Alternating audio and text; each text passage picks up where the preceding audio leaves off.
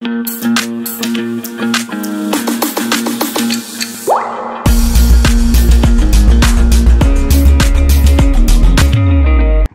हम करते हैं हमारी मॉडर्न हिस्ट्री की स्टार्टिंग। अब जो है ये लोग जो है डच वाले, डच ईस्ट इंडिया कंपनी कब स्टार्ट हुई थी? शॉर्ट फॉर्म लिख रही हूँ। East India company started in 1602 AD। Yes Mayank, आपने आप कहा था मैम, शाहजहां ने मैम इनको पुर्तगालियों को हराया था। मैम शाहजहां तो मैम मिडिवल का था और मैम ये मॉडर्न चल रहा है। भाई मॉडर्न हिस्ट्री ये थोड़ी ना है कि जब मिडिवल आपका खत्म हुआ था, या कहने का मतलब एक पीरियड है, एक पीरियड को डिवाइड करा गया, एक हिस्ट्री को डिवाइड करा गया 3 भागों में, एशियंट, मिडिवल और मॉडर्न।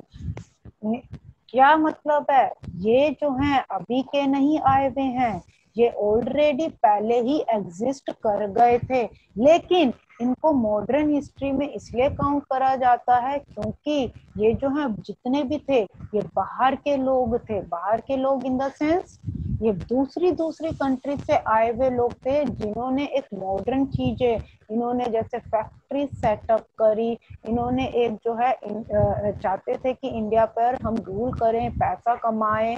इंडियन तो जो होते थे बहुत गरीब होते थे, यहाँ पर इतना ऐसा कुछ भी नहीं था उस टाइम पर। तो ये लोग इस मकसद से आए थे कि हम यहाँ पर जो है खूब पैसा कमाएंगे और जितने इंडियंस हैं उनको लेबर बना के काम करवाएंगे। तो ये ऐसा नहीं है कि ये जो है आपका जो पीरियड मिडिवल वाला एंड ऑन हुआ है तो उसके बाद, अगर हम देखें मुगल्स का पीरियड 1857 के बाद देखा जाए तो उसके बाद डायरेक्ट आपका क्या आता है? Revolt of 1857। नहीं भाई, 1857 फर्स्ट चैप्टर नहीं है आपका मॉडर्न हिस्ट्री का। इससे पहले तो आपको गवर्नर जनरल करने पड़ेंगे।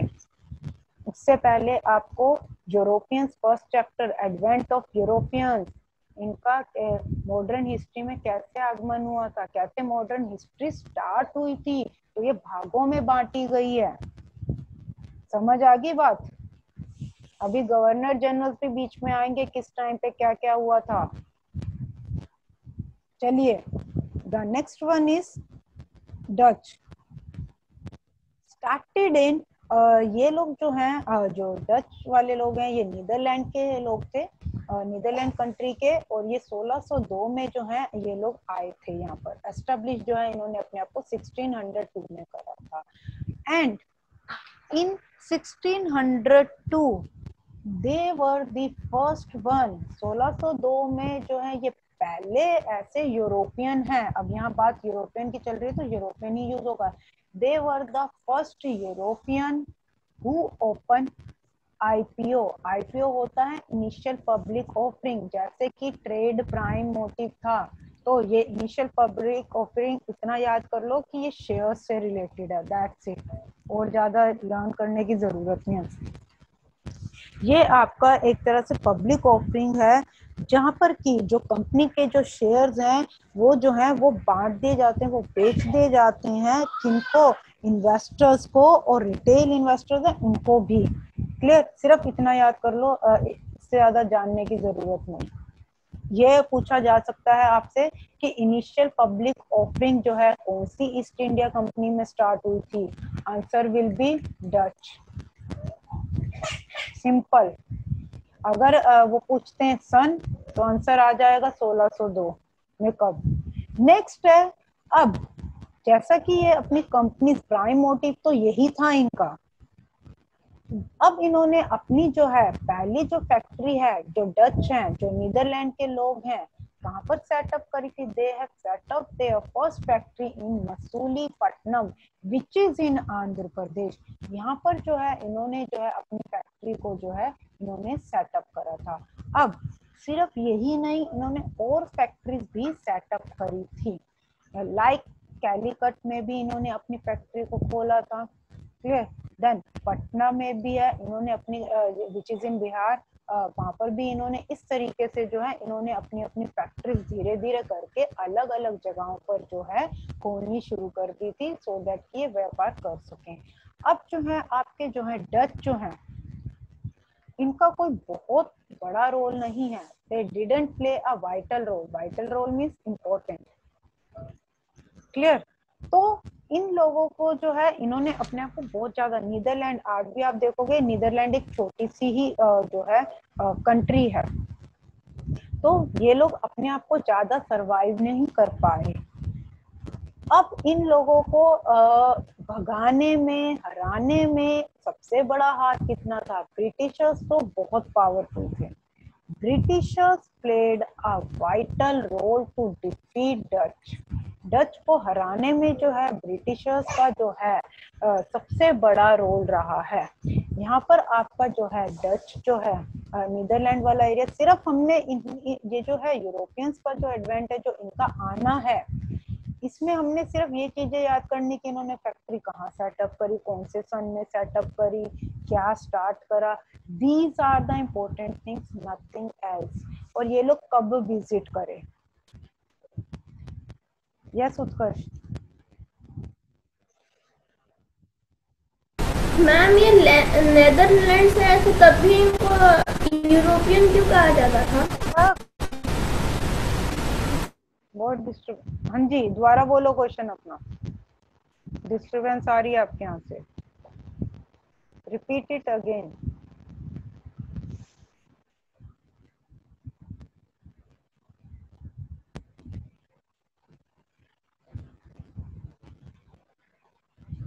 हाँ जी उत्कर्ष, आवाज नहीं आ रही थी बेटा आपकी, बहुत डिस्टर्बेंस आ रही थी इन पर।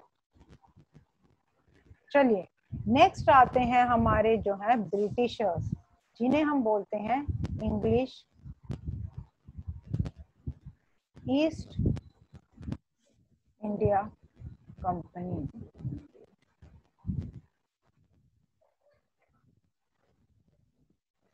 अब ये कब स्टार्ट हुई थी, आपके जो है ये जो ब्रिटिशर्स जो हैं, इसको ध्यान से सुनना, इनका है सबसे बड़ा रोल। यूरोपियंस में जो है सारा रोल ना इनका, अब तुम्हें समझ में आएगा कि कैसे इन्होंने जो है इंडिया पे कब्जा करा था। और ये आए क्या सोच के आए थे, ये सोच के आए थे ट्रेडिंग का, लेकिन धीरे धीरे कैसे इनकी पूरे इंडिया पर जो है नजर फिसली, वो इम्पोर्टेंट, ध्यान से समझना इसको। इंग्लिश ईस्ट इंडिया कंपनी जो है आपकी स्टार्ट हुई थी 1600 एडी में, क्लियर। किसके थ्रू जो है ये जो है आपके जो है ब्रिटिशर्स जो है ईस्ट इंडिया कंपनी जो है आपकी स्टार्ट हुई थी 1600 एडी में, थ्रू रॉयल चार्टर। एक रॉयल चार्टर जो है लाया गया था, एक शाही चार्टर होता है, डेक्लरेशन, किनके द्वारा, ध्यान से समझना। ये रॉयल चार्टर मैंने क्वेश्चंस में भी समझाया है, क्वीन एलिजाबेथ वन, जो क्वीन होती थी, आपको पता है कि ब्रिटिशर्स के यहाँ जो है यूके में जो है क्वीन और किंग चलते हैं, तो उस टाइम पर जो है उन्होंने जो है कहा था कि आप इंडिया जाओ। लेकिन एक चीज पहले बता दूं मैं, 1600 में जो है ये लोग, इनका जो है ये कहाँ पर जो है, ये इंग्लैंड में जो है इनकी जो है ईस्ट इंडिया कंपनी जो है इनकी ब्रिटिशर्स की जो है कंपनी बनी थी, that is in England 1600 AD में। ये अभी भारत नहीं आए थे, भारत जो है ये बाद में आए थे, 1609 में जो है ये भारत आए थे, लेकिन जो इन्होंने अपनी कंपनी जो है वो इन्होंने 1600 एडी में बना ली थी, और ये कहाँ से रूल करते थे, लंदन से। अब जो क्वीन एलिजाबेथ वन है, उन्होंने कहा रॉयल चार्टर में, इन लोगों को बोला, ब्रिटिशर्स को कहा कि भाई अब जो है ये चार्टर जो है एक तरह से डेक्लरेशन है। इस डेक्लरेशन में उन्होंने कहा कि तुम इंडिया जाओ, वहां जाके ट्रेड करो, वहां जाके व्यापार करो, क्लियर। ये चीज जो है अंडर दिस जो चार्टर जो है बोली गई थी, अलाउ करा गया था कि तुम वहां जाके जो है अपना जो है ट्रेड कीजिए। अब 1609 में जो है 1609 एडी में जो है ये लोग जो है इंडिया पहुंचे थे।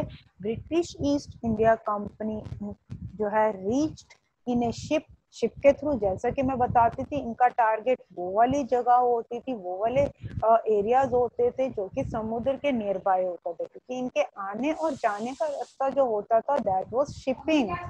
There was no way for your bus, railway जो है या फिर एरोप्लेन, वो चीजें नहीं थी उस टाइम पर। क्या था, जो ये चीजें ढूंढते थे वो शिपिंग के थ्रू जो है आते थे। और आपके पुर्तगाली पहले थे जिन्होंने जो है शिप के रास्ते से जो है इंडिया का रास्ता खोजा था। धीरे धीरे करके डच आए, डच के बाद फिर ब्रिटिशर्स। अब एक किस शिप में जो है, उस शिप का नाम क्या है, पॉल हेक्टर। और इस शिप को कैप्टन कौन कर रहा था, which was captain by captain William Hawkins. अभी मुगलों में मैंने आपको ये चीज करवाई थी कि विलियम हॉकिंस कौन थे। क्लियर, मैंने बताया था कि ये कौन पर्सन थे और ये क्या थे। मतलब ये जहांगीर के कोर्ट में आए थे, मुगल में बताया था। कैप्टन विलियम हॉकिंस किस लिए आए थे, ट्रेड करने के लिए आए थे। ये चाहते थे कि ये जो है एस्टेब्लिश करें। अभी आगे बताती हूँ। कैप्टन विलियम हॉकिंस मैंने बताया था, जहांगीर वाले में अच्छे से याद होगा आप लोगों को, ये ट्रेड के लिए आया था, लेकिन जहांगीर ने मना कर दिया था, ये भी बताया था। तो वही चीज है। इन 1609 ही रीच्ड इन जहांगीर कोर्ट। ये जहांगीर के कोर्ट पर पहुंचे थे कैप्टन विलियम हॉकिंस। और 1609 से लेके 1611 में जो है ये जहांगीर के कोर्ट में रहे थे। वहां पर जो है इन्होंने जो है ये चाहते थे, कैप्टन विलियम हॉकिंस ने जहांगीर को बोला था, क्योंकि उस टाइम पे जो मुगल जो राजा थे, मुगलों का राज था, और जो आपके मुगल के जो राजा थे वो थे आपके जहांगीर। तो उनसे ये परमिशन लेने आए थे कि हम ब्रिटिशर्स को सूरत में फैक्ट्री लगाने की परमिशन दो। क्लियर। लेकिन जहांगीर ने जो है ये ऑफर जो है ठुकरा दी। उन्होंने जो है इनको फैक्ट्री सेटअप करने के लिए मना कर दिया। और जो आपके विलियम हॉकिंस है वो वापस चले गए। फिर 1612 में क्या हुआ, आपके कैप्टन मिडलटन आए इन 1612। Yes ma'am. मैम ये जो मैम 2 साल तो मैम इनकी कोर्ट में ही रहे थे। आवाज नहीं आई मैम, ये 2 साल मैम इनके कोर्ट में हाँ रहे जी, थे। उनको मनाने की पूरी कोशिश करी इन्होंने, क्योंकि ये पर्पस जो था ट्रेडिंग इनका पर्पस था। और ये सूरत में फैक्ट्री खोलना चाहते थे, लेकिन जहांगीर ने जो है जहांगीर को जो है ये कन्विंस नहीं कर पाए थे। तो जहांगीर ने जो है इन्हें जो है मना कर दिया था। ये मैंने मुगल वाले में भी आपको ये पॉइंट जो है क्लियर करा था। और ओके मैम। हाँ जी, उसके बाद 1612 में जो है, देखो यार उस टाइम पे एग्जैक्ट माना जाता है कि ये 2 साल जो है वहां पर रहे हैं। क्लियर। लेकिन हमने याद क्या करना है, हमने याद ये करना है कि ये किस पर्पज से आए थे, कौन आया था, और कौन से मुगल राजा के किसका शासन था उस टाइम पे। This is important. क्लियर, ये चीज जो है इम्पोर्टेंट है। अब जब ये कैप्टन मिडलटन आए, हो सकता है कि उनकी पॉलिसीज अच्छी ना लगे, कुछ भी रीजंस रह सकते हैं। अब जो है कैप्टन मिडलटन आए, एक और पर्सन आए, एक और ब्रिटिशर आए। जहांगीर ही उस टाइम पे जो है वो ही राजा थे, उन्हीं का ही शासन चल रहा था। जहांगीर जो है अब इनसे जो है ट्रेड करने के लिए जो है यानी कि एग्री हो गए, ठीक है तुम आओ, इनसे जो है काम करने के लिए एग्री हो गए। क्लियर। अब जो है 1613 में जो है फिर फर्स्ट फैक्ट्री जो है सेटअप करी गई, किसकी, ब्रिटिश ईस्ट इंडिया कंपनी की। कहाँ पर, सूरत में। क्योंकि जहांगीर जो है रेडी हो गए थे, मान गए थे, तो इन्होंने क्या है सूरत में जो है फैक्ट्री को जो है इन्होंने अपनी पहली फैक्ट्री जो है ब्रिटिश ईस्ट इंडिया कंपनी ने जो है कैप्चर कर ली थी। अब सूरत जो आपका आता है वेस्ट इंडिया में, ये चीजें अभी सुनते रहना, इसका मैं ना इम्पोर्टेंट चीज अभी बाद में बताऊंगी। फिर 1616 में इन्होंने दूसरी धीरे धीरे करके अपने आप को इन्होंने ब्रिटिश ईस्ट इंडिया कंपनी ने एक्सपैंड करना शुरू करा। पहले करा वेस्ट इंडिया में, वहां पर जो है सूरत जगह पर जो है इन्होंने जो है फैक्ट्री खोली।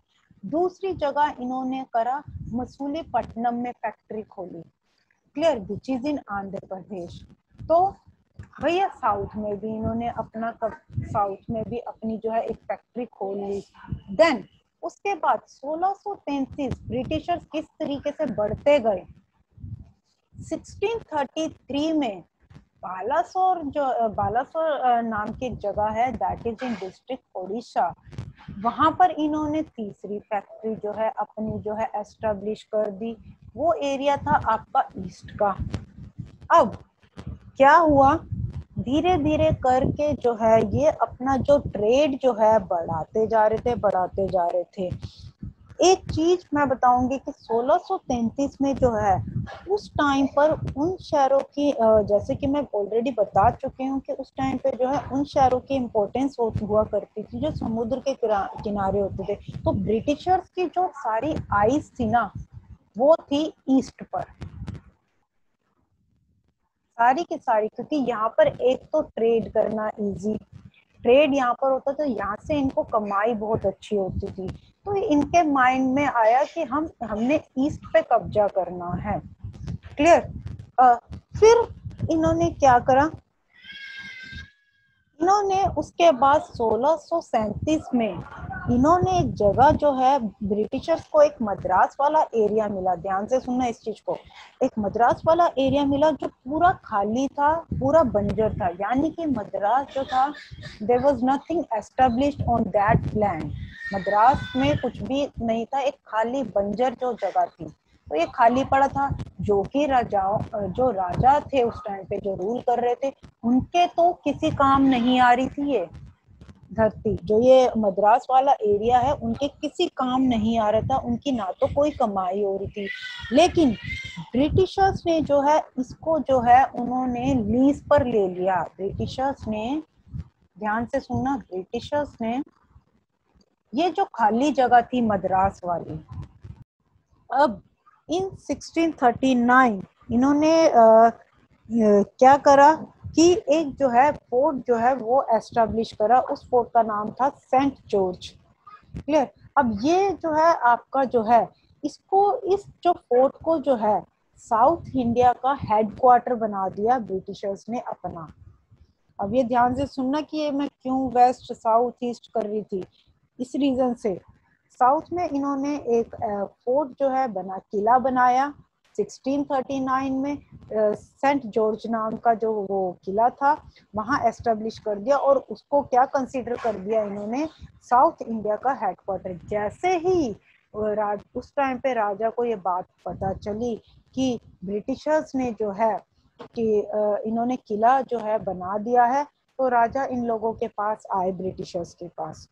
उन्होंने क्या कर, उन्होंने बोला कि भाई ये आपने फोर्ट कैसे बना दिया, यहाँ पर किला क्यों बनाया? तो वो कहते कि ये किला नहीं है, ये तो जस्ट जो हम जितना भी प्रोडक्शन करेंगे, जो भी हम मैन्युफैक्चरिंग करेंगे, तो उसके लिए हमने ना ये एक गोडाउन बनाया है, एक वेयर हाउस बनाया है, क्लियर। वेयर हाउस होता है जहाँ पर जो है आप अपना जो है मटेरियल जो है स्टोर करके रखते हो, क्लियर।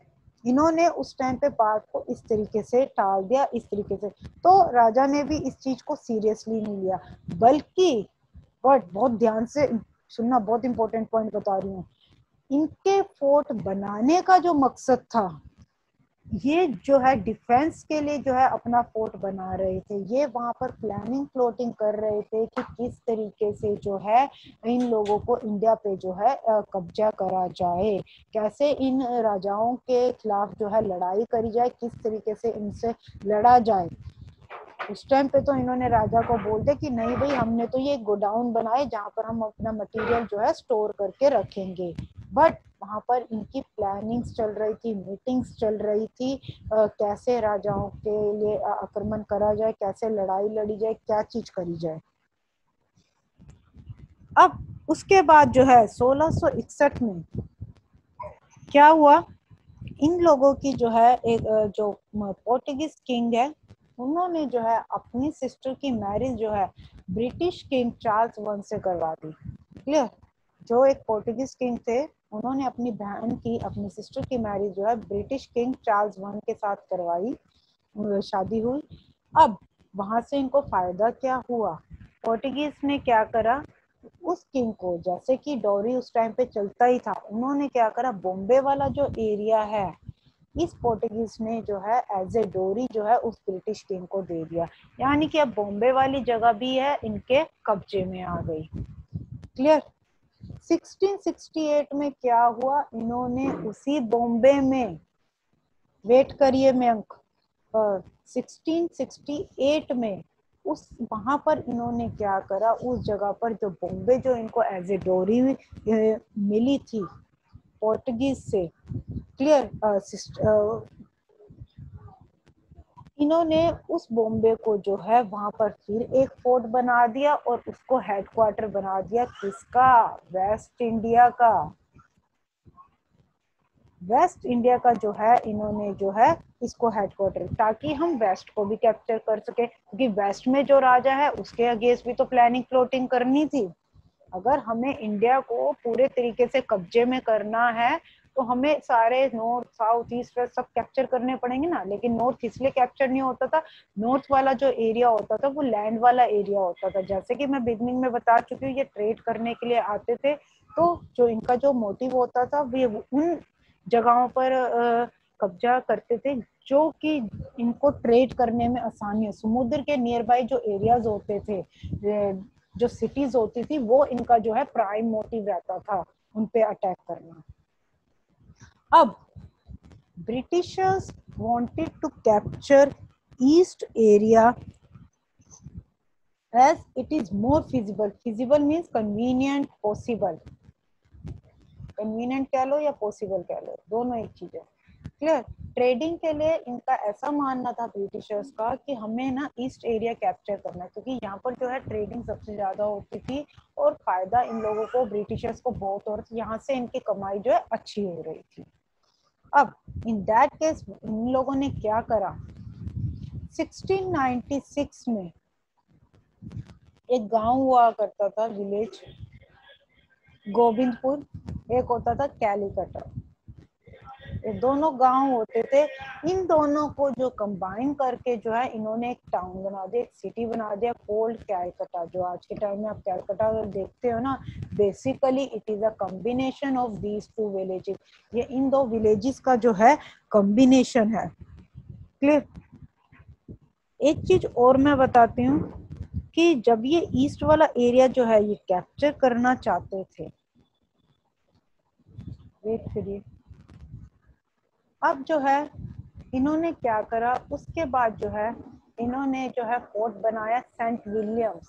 कहाँ पर एस्टेब्लिश करा इन्होंने, saint fort Williams, again east India में जो है, वहां पर जो है इन्होंने ईस्ट इंडिया का, क्योंकि इन्होंने अब ईस्ट के लिए वेट क्या करा था, इनको ये चीज पता चल गई थी कि उस टाइम पर जो है ईस्ट में जो राजा है, बंगाल के जो राजा है वो कौन थे, औरंगजेब।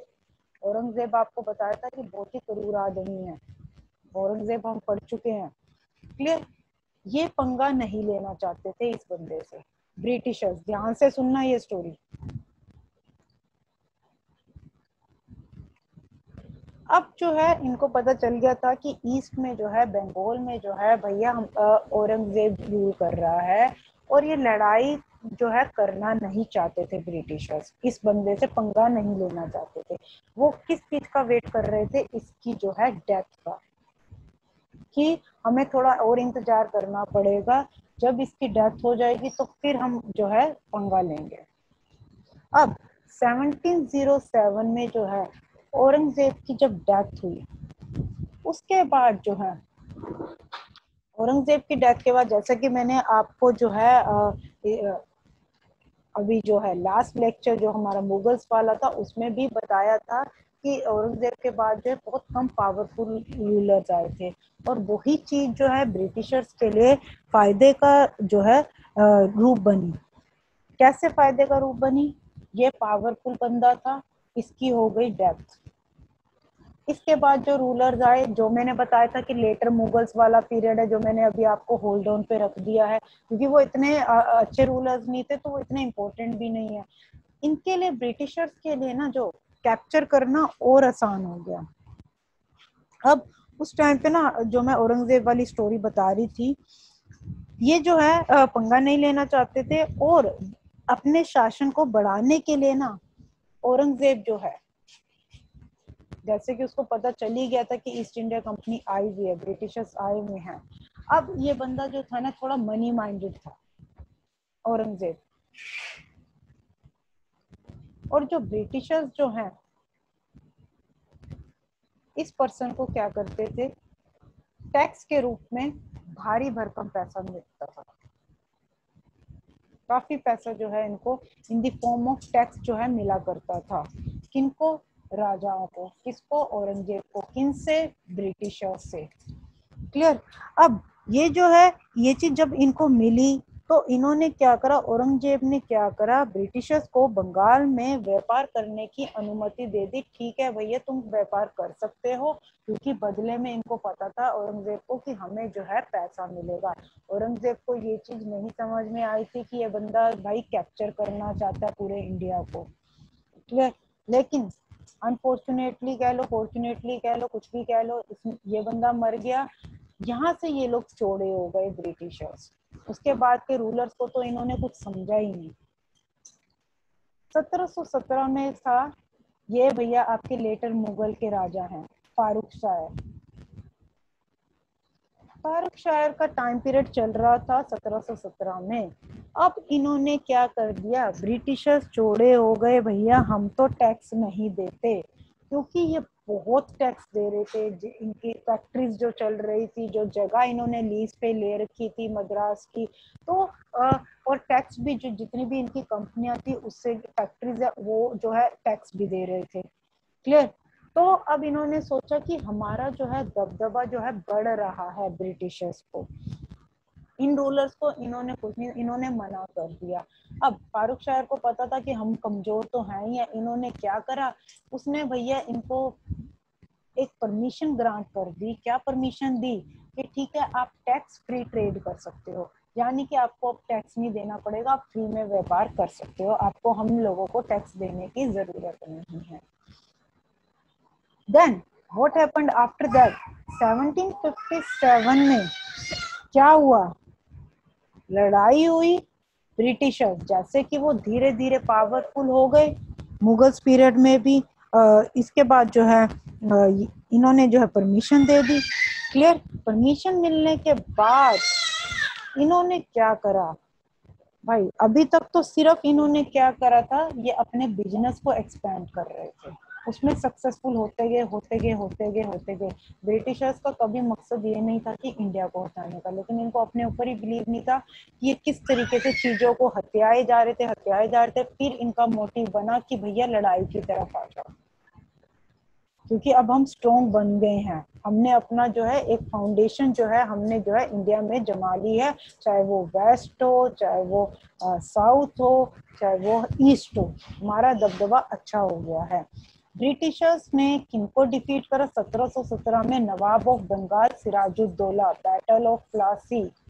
बैटल ऑफ प्लासी आपने सुना होगा। बैटल ऑफ प्लासी यही है जहां पर की east India, Britishers east India company ने डिफीट करा था। किसको हराया था? नवाब ऑफ बंगाल को। कौन थे उस टाइम पे नवाब जो थे बंगाल के? वो सिराजुद्दौला को। यहाँ से जो है ब्रिटिशर्स ने जो है एडमिनिस्ट्रेशन को जो है अपने हैंड्स में ले लिया। मैं प्लीज ये हो गया हो क्लियर तो मैं ये रब कर दूं, मैं कुछ एक्स्ट्रा पॉइंट्स बताने अभी यहाँ, ध्यान से सुनना।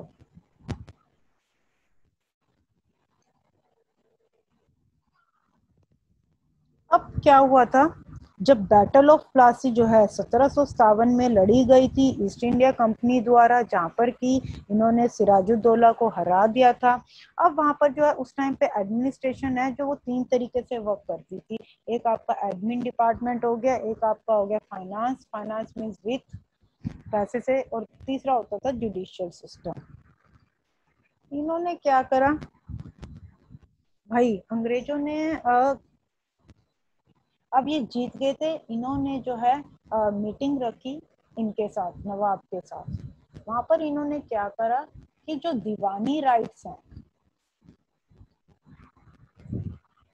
वो जो है हम रखेंगे। अभी एक एक चीज और मैं इंक्लूड कर लेती, वेट कीजिए। 1764 में एक लड़ाई, ये जीत गए थे ब्रिटिशर्स। नेक्स्ट लड़ाई battle of Buxar, very important, very important. दोनों ही, बैटल ऑफ प्लासी और बैटल ऑफ बक्सर, दोनों पॉइंट अभी क्लियर करती हैं। 2 मिनट रुक जाओ बेटा, 2 मिनट। बैटल ऑफ बक्सर जो है, इन्होंने 3 रूलर्स को हराया। यहाँ पर एक लड़ाई जीती, दूसरी लड़ाई इन्होंने कितनों को हराया, 3 रूलर्स को इन्होंने हराया। 3 राजाओं ने मिलके जो है बैटल ऑफ बक्सर लड़ी थी। इनके अगेंस्ट, ब्रिटिशर्स के against, British east India company के अगेंस्ट। तीनों के तीनों बहुत बुरी तरीके से हारे थे।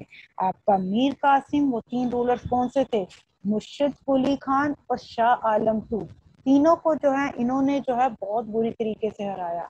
यहाँ पर ब्रिटिशर्स की हालत भाई, वो अपने ऊपर ही विश्वास नहीं कर पाए थे कि अभी तक तो हम जगह कैप्चर कर रहे थे, अभी तक तो हम अपने ट्रेड को एक्सपेंड कर रहे थे, ये हमारे साथ क्या हो रहा है कि हम तो लड़ाइयां भी जीतते जा रहे हैं। जैसे कि इतनी बड़ी बैटल ऑफ प्लासी जीत ली, बैटल ऑफ बक्सर जीत ली 3 राजाओं के अगेंस्ट, यानी कि जो राजा का रूल था वो कमजोर पड़ता चला गया, ब्रिटिशर्स हैवी होते गए। हम कहते हैं ना कि गोरों ने रूल करा हमारे ऊपर, वो यही ये चीज है कि इस तरीके से इन्होंने रूल करा था, क्योंकि हमारे जो राजा थे वो कमजोर पड़ते गए थे। इनकी पूरी प्लानिंग प्लॉटिंग, जो ये फोर्ट्स बनाए थे ना तीनों, वो थी ही इनकी प्लानिंग यही कि ये जो है चीजों को कैप्चर कर सके, पूरी एक प्लानिंग के साथ काम करते थे। अब हुआ क्या, दोनों की दोनों बैटल्स जीत ली, प्लासी जीत ली, बक्सर जीत ली। मीटिंग हुई, उस मीटिंग में भैया इन्होंने राजाओं को क्या शर्त रखी, दीवानी राइट्स तो हम लेंगे। दीवानी राइट्स होता क्या है, इंपॉर्टेंट, कलेक्शन ऑफ रेवेन्यू, यानी कि जो भी पैसा कलेक्ट होता है ना यहाँ पर आपका, वो सारा का सारा अब हमारे हाथ में आएगा। क्योंकि अब जो है राजा जो है वो तो डिफीट हो चुके थे, हार चुके थे, वो मतलब घुटने टेक चुके थे। तो अब इन्होंने अपना दबदबा शुरू कर दिया था कि पैसों वाला लेन देन हमारे हाथ में होगा, सारा का सारा जो है that is your Deewani rights. तुम क्या चीज रखना, मुगल एम्पायर्स को इन्होंने क्या दे थे, ये मुगल एम्पायर थे, इनको मुगलों को इन्होंने पता क्या चीज थी, आप ऐसा करो कि आप जो है एडमिनिस्ट्रेशन, एजुकेशन, जस्टिस, ये डिपार्टमेंट आप रख लो। ये डिपार्टमेंट क्या है, मुगलों को दे दिए। जहां पर मोटी चीज थी, पैसा था, वो इन्होंने डिमांड रख दी अपने पास, और मुगलों के पास कोई भी चारा नहीं था, और उनको ऐसा ही करना पड़ा। After this battle they become the full guardians of India. ये इंडिया के जो हैं एक तरह से फुल गार्जियंस हो गए थे। आपके जो राजा जो हैं वो जो है उनका जो है डाउनफॉल शुरू हो चुका था, राजाओं का नहीं। फिर इसके बाद जो है आपके ब्रिटिशर्स का दबदबा इंडिया पर शुरू हो चुका था। कम से कम इन्होंने 1609 से लेके 1764 तक, जो मैंने अभी ये सारा एक एक करके एक्सप्लेन करा है, टाइम पीरियड, किस टाइम पीरियड पे क्या क्या चीजें करी हैं, इन्होंने 150 साल रूल करा है। पूरा वीडियो देखने के लिए और लेटेस्ट एग्जाम अपडेट्स जानने के लिए डाउनलोड करें कैरियर डिफेंस स्कूल का एंड्रॉयड ऐप।